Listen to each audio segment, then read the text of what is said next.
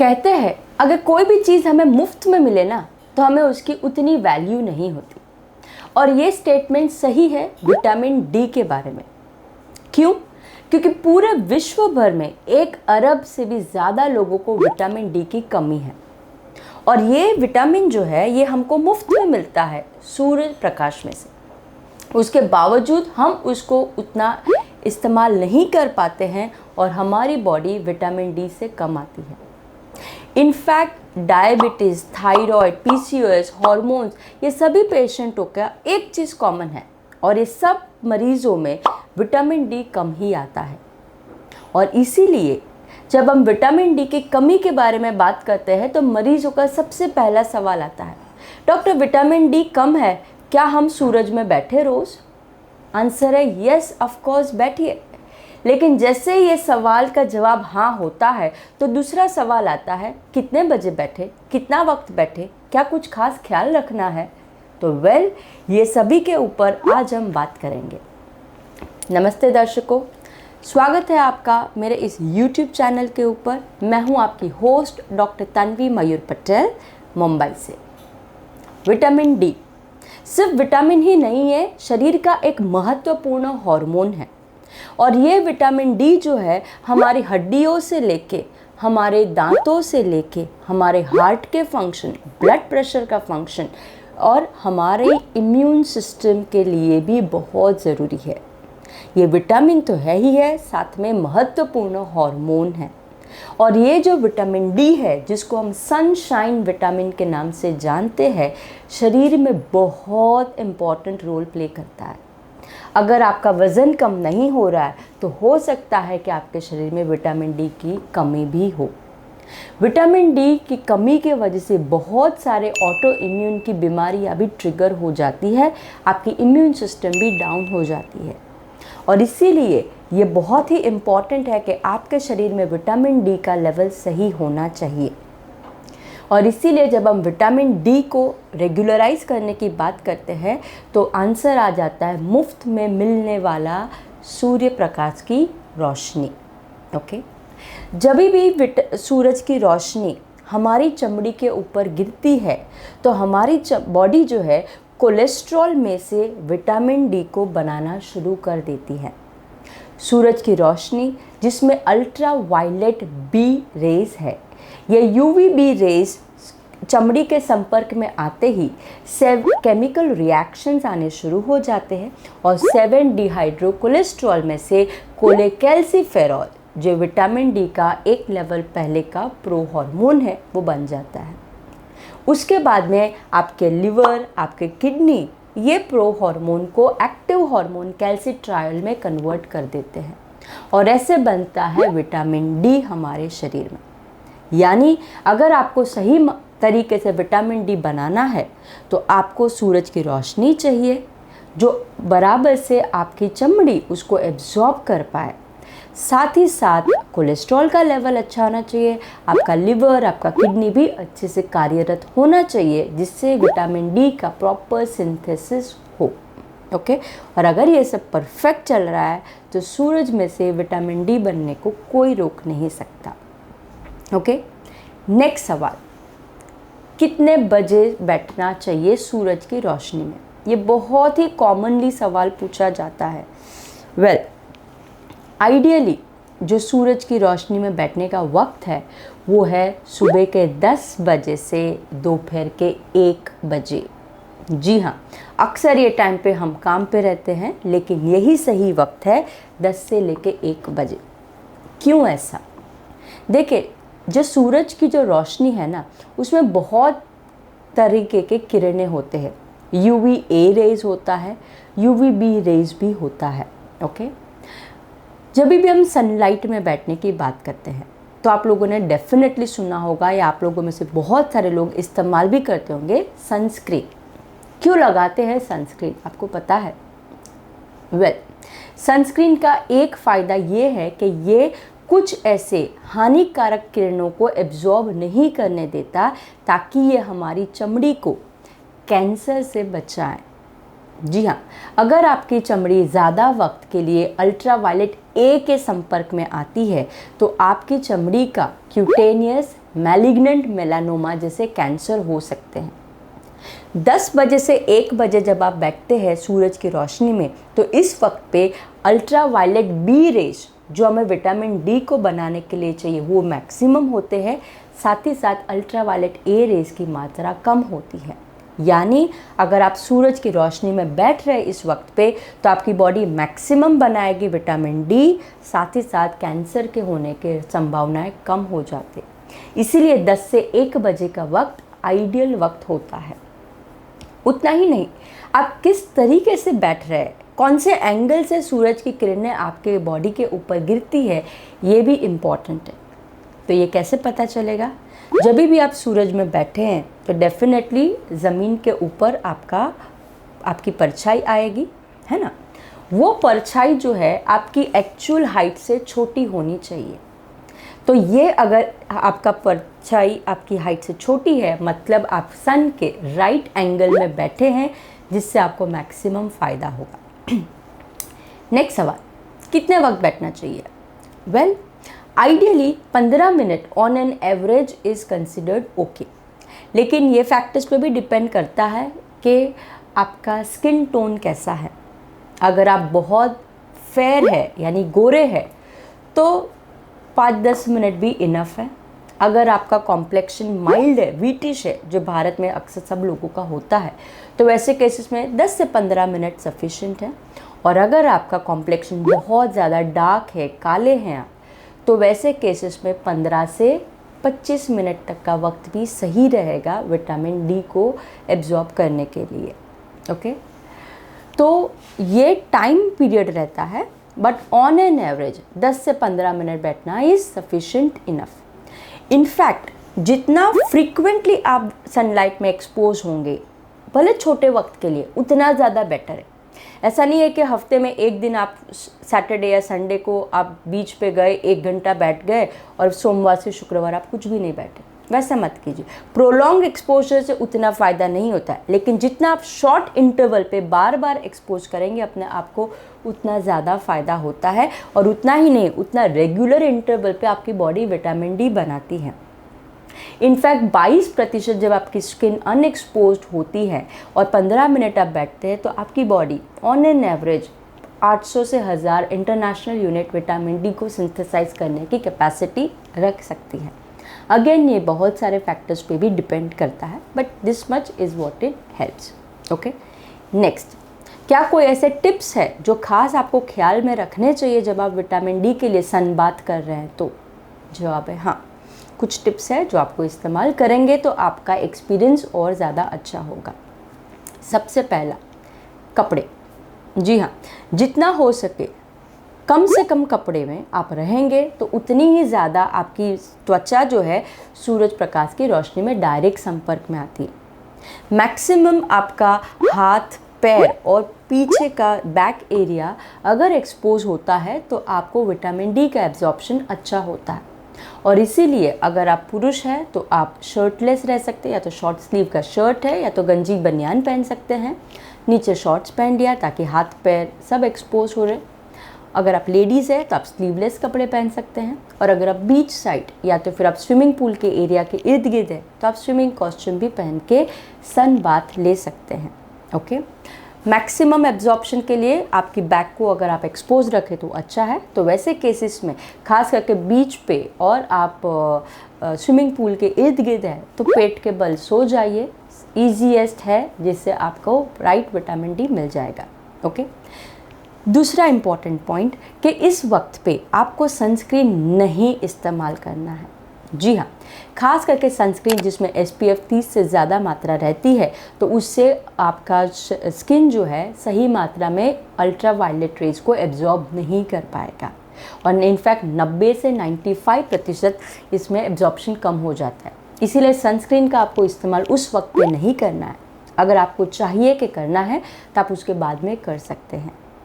उतना ही नहीं, sun bath लेने के बाद में बहुत लोगों को होता है तुरंत जाके नहा ले।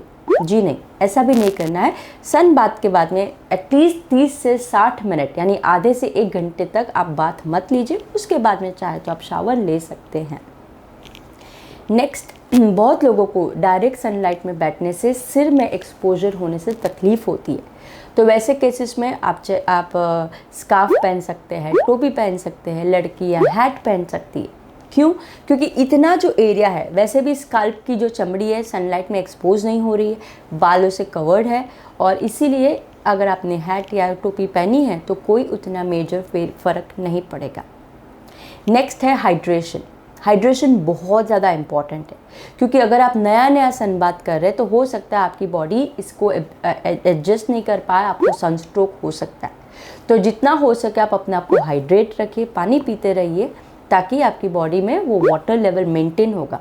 क्योंकि जैसे आप सनलाइट में बैठेंगे स्वेटिंग होती है और प्रॉब्लम्स आते हैं, तो इसीलिए हाइड्रेशन वेरी इंपॉर्टेंट। चाहे तो आप स्किन को मॉइस्चराइज़र लगा सकते हैं, लेकिन ये मॉइस्चराइज़र में कोई सनस्क्रीन का एलिमेंट नहीं होना चाहिए।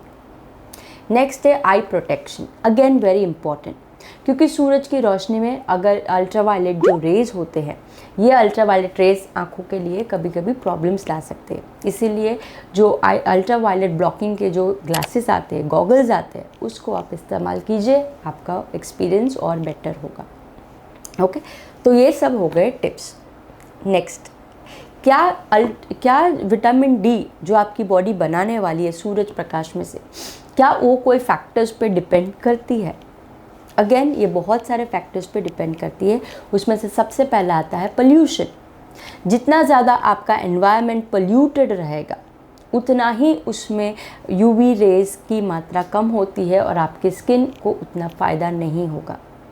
उतना ही नहीं, अगर आसमान में बादल हैं, क्लाउड्स है, खास करके रेनी सीजन में, तो वैसे टाइम में भी थोड़ा विटामिन डी बॉडी का सिंथेसिस कम हो जाता है। जितनी आपकी उम्र बड़ी होगी, ओल्ड एज है, उतना ही ज़्यादा वक्त आपको बैठना पड़ेगा सनलाइट में उतना फ़ायदा लेने के लिए। और अगर आपकी स्किन टोन डार्क है, क्यों? क्योंकि डार्क स्किन जो होती है उसके अंदर मेलानिन का पिगमेंट ज़्यादा होता है, और मेलानिन पिगमेंट एक नेचुरल सनस्क्रीन की तरह कार्य करता है, और ये अल्ट्रावायलेट रेज को एब्जॉर्ब होने से बचाता है। तो वैसे केसेस में आपको ज़्यादा वक्त बैठना पड़ेगा ताकि आपकी स्किन ज़्यादा एब्जॉर्ब कर पाए अल्ट्रावायलेट रेज, ताकि आपकी बॉडी अच्छे से उसको बना पाए। तो आपको ये सब चीज़ों का भी ख्याल रखना है। अगर आपका बॉडी उस टाइप का है तो आपको वो पॉइंट्स पे ध्यान देने ज़रूरी है। ओके, नेक्स्ट, क्या ये जो सनलाइट जो होता है ये सभी कर सकते हैं सनबाथ? जवाब है हाँ, आइडियली तो सब लोग कर सकते हैं, लेकिन कुछ ऐसी पॉपुलेशन है जिसको थोड़ी ज़्यादा प्रिकॉशंस रखने की ज़रूरी है। ओके, उसमें सबसे पहली आती है ओल्ड एज, बड़े बुज़ुर्ग को वैसे भी सनलाइट में ज़्यादा बैठना पड़ता है, और वैसे केसेस में अगर वो राइट मेजर्स नहीं ले तो हो सकता है उनको सनस्ट्रोक होने के रिस्क बढ़ जाते हैं। उतना ही नहीं, अगर आप हार्ट पेशेंट हैं तो प्रोलॉन्ग सनलाइट एक्सपोजर से उसमें तकलीफ़ आ सकती है। अगर आप गर्भवती महिला हैं तो ज़्यादा टाइम अगर आप बैठेंगे सनलाइट में तो उसकी वजह से आपके बॉडी का कोर टेम्परेचर बढ़ता है, जिससे आपके फीटस को नुकसान हो सकता है। और ऑफ कोर्स एकदम छोटे बच्चे, खास करके 1-2 साल की उम्र के बच्चे, ऑफ कोर्स 5-10 मिनट का सनलाइट के एक्सपोजर में कोई दिक्कत नहीं है, लेकिन ज़्यादा आप देंगे तो डिफ़िकल्टी आ सकती है। उतना ही नहीं, अगर आपको माइग्रेन का प्रॉब्लम है, जी हाँ, बहुत सारी लेडीज़ों को माइग्रेन प्रॉब्लम होता है, और ख़ास करके बहुत लोगों को माइग्रेन का ट्रिगर होता है अगर वो धूप में निकलते हैं तो अगर आपको सनलाइट से माइग्रेन ट्रिगर होता है तो आपको ख़ास ख्याल रखना पड़ेगा। वैसे केसेस में अगर आप सनलाइट का सन बाथ ले रहे तो शेड, अम्ब्रेला इस्तेमाल कर सकते हैं। ओके, ऑफकोर्स कैप और हैट तो पहन ही सकते हैं। दूसरा होता है, बहुत सारे लोगों को सनलाइट की एलर्जी होती है जिसको फोटो सेंसिटिविटी कहते हैं। तो सन डर्मेटाइटिस अगर ऐसा हो रहा है तो आपको भी स्पेशल प्रिकॉशंस रखने पड़ सकते हैं। तो ये सब पॉपुलेशन है जहाँ पे थोड़ी ज़्यादा ख्याल रखनी ज़रूरी है। ओके, नेक्स्ट पॉइंट, हालांकि सनलाइट फ्री में है, मुफ्त में है, लेकिन अगर आप ओवर करेंगे सन बाथ एक्सपोजर तो आपकी बॉडी को कुछ नुकसान हो सकते हैं। और क्या है वो नुकसान? सबसे पहला है सनस्ट्रोक। जी हाँ, खास करके अगर आपको आदत नहीं है और अचानक से आप ज़्यादा वक्त के लिए सनलाइट में जाते हैं तो आपकी बॉडी का कोर टेम्परेचर चेंज हो सकता है, सनस्ट्रोक हो सकता है, बेहोश हो सकते हैं, डिहाइड्रेशन हो सकता है। और इसीलिए हाइड्रेशन बहुत ज़्यादा इम्पॉर्टेंट है। और ख़ास करके अगर आप डायबिटिक है तो हाइड्रेशन और ज़्यादा ज़रूरी हो जाता है, क्योंकि हमने बहुत से ऐसे केसेस देखते हैं जिससे सनलाइट एक्सपोजर तो करने के लिए ऐसे धूप में जब बैठते हैं तो कभी कभी पैरों में न्यूरोपैथी होती है, तो बीच के ऊपर या तो ज़मीन के फर्श पे अचानक पैर रखते हैं जल जाते हैं। तो ऐसे केसेस में आपको ख़ास ख्याल रखना है। हाइड्रेशन उतना ही ज़्यादा इम्पॉर्टेंट है। उतना ही नहीं, ज़्यादा सनलाइट एक्सपोजर से आपको स्किन में प्रॉब्लम आ सकते हैं। ओके, खास करके अल्ट्रावायलेट ए रेज अगर ज़्यादा पड़ते हैं तो आपको स्किन के मेलानोमास हो सकते हैं, स्किन के कुछ कैंसर्स हो सकते हैं, स्किन में जल्दी झुर्रियाँ आ सकती है, जल्दी अर्ली एजिंग हो सकता है, स्किन के ऊपर फ्रैकल्स या मोल से ये आ सकते हैं। उतना ही नहीं, अगर राइट विजन प्रोटेक्शन नहीं किया तो सनलाइट अगर आपकी आंखों में के गिरते हैं तो उसके वजह से आपको रेटाइना में प्रॉब्लम्स आ सकते हैं और अर्ली कैटरैक्ट भी हो सकता है। ओके, ये सब तब होगा अगर आप राइट प्रिकॉशंस नहीं लेंगे और बहुत ज़्यादा घंटों भर अगर आप बैठे रहेंगे तो ही ये प्रॉब्लम्स आते हैं। रोज़ाना 15 मिनट बैठने में अगर आप राइट मेजर्स जो मैंने आपको बोले हैं वो करेंगे तो इतने कोई प्रॉब्लम्स नहीं आते हैं। आप डेफिनेटली अच्छे से अपने आप को सनलाइट बाथ दे सकते हैं। ये सब करने के वक्त पे एक चीज़ बहुत ही इम्पॉर्टेंट है, वो है मॉनिटर विटामिन डी लेवल। जी हाँ, अगर आप सनलाइट बाथ का जो एक प्रैक्टिस है अगर आपने शुरू किया है, पहले आप आपका देखिए विटामिन डी का लेवल कितना है और फिर आप मेजर कीजिए कि आप अगर रोज़ कर रहे हैं तो 1 महीने 2 महीने के बाद में लेवल में कितना वेरिएशन आ रहा है। अगर लेवल बढ़ रहा है तो बहुत ही अच्छी बात है, और अगर लेवल बढ़ नहीं रहा है और वो कम ही रह रहा है, ओके, तो वैसे केसेस में हो सकता है आपको और कुछ मेथड्स इस्तेमाल करने पड़ सकते हैं ताकि आपका विटामिन डी लेवल आइडियल रहे। ये बहुत ही ज़्यादा ज़रूरी है, क्योंकि विटामिन डी जब आइडियल रेंज में रहते हैं तो आपकी बॉडी को बहुत सारी बीमारियों से कमी होती है। इनफैक्ट बहुत सारे पेशेंटों को यही नहीं पता होता है कि उनका विटामिन डी कम है। तो प्लीज़ सबसे पहले आप आपका विटामिन डी का टेस्ट कराइए। बहुत सिंपल है, ब्लड टेस्ट होती है, इतनी महंगी नहीं है और हर जगह पे मिल जाती है। ब्लड टेस्ट कराइए। क्या आता है आपका रिपोर्ट नीचे कमेंट बॉक्स में लिखिए। मैं कोशिश करूँगी आपको राइट मेथड्स भी और बता पाऊँ जिससे आपका लेवल ठीक हो। तो मॉनिटर करते रहिए विटामिन डी का लेवल, ताकि आपको पता चले कि आपका लेवल ओवर तो नहीं हो रहा है या कंट्रोल में रह रहा है। ये बहुत ही इम्पॉर्टेंट है। ओके, और ये सब टिप्स आप इस्तेमाल कीजिए और डेफिनेटली 10 से 1 बजे के बीच में 15 मिनट का वक्त निकालिए। अब बहुत सारे मरीज़ जब हम टाइम कहते हैं तो कहते हैं डॉक्टर ये टाइम पे तो वर्क पे रहते हैं, ऑफिस में रहते हैं, कहाँ 15 मिनट निकाल पाएंगे। तो फिर वैसे केसेस में आप क्या कर सकते हैं, 5-5 मिनट का 10 से 1 के बीच में 5-5 मिनट का 3 बार रिपीट एक्सपोजर कीजिए। हो सके तो आप स्लीवलेस कपड़े पहन के जाइए, खास करके लेडीज़ में तो ये पॉसिबिलिटी है, स्लीवलेस कपड़े पहन के जाइए, जैकेट वगैरह चाहिए तो ऊपर डाल दो, जाइए उस वक्त पे सनलाइट एक्सपोजर ले लो, वापस आ जाओ काम पे, अपने डेस्क पे आ जाओ। ठीक है, यही टाइम पे आप टी ब्रेक भी ले सकते हैं ताकि आप उस वक्त पे बाहर जाइए, सनलाइट एक्सपोजर करो।